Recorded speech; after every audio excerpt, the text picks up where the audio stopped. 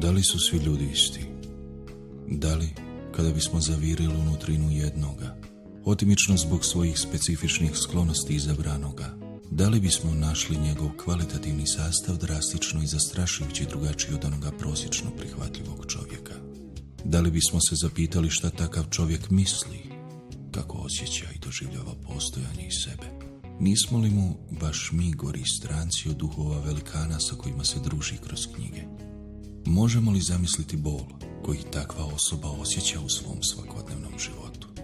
Možemo li zamisliti jaz od kojeg ona možda i umire?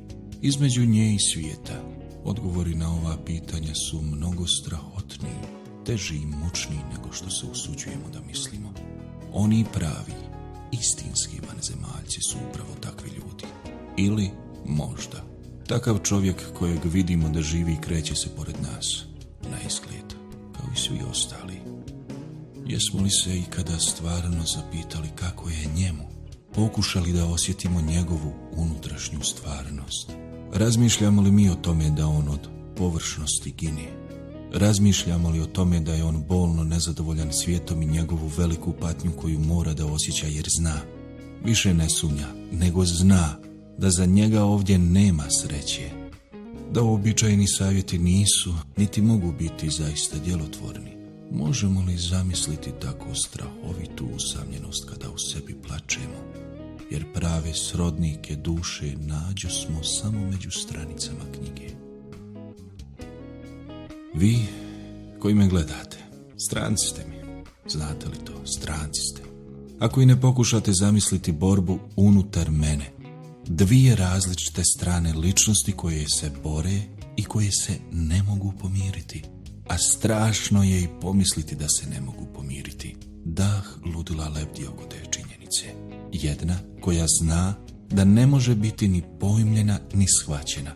I druga koja će se uprkos tome boriti da ostvari makar i minimalnu povezanost, nadajući se da će ona ipak biti dovoljna da je sačuva. Možemo li zamisliti bolest od koje takvi strahuju, strepeći svakog časa kako da prevladaju kobni i sudbonosni jaz, a osjećajući pritom da to nije moguće?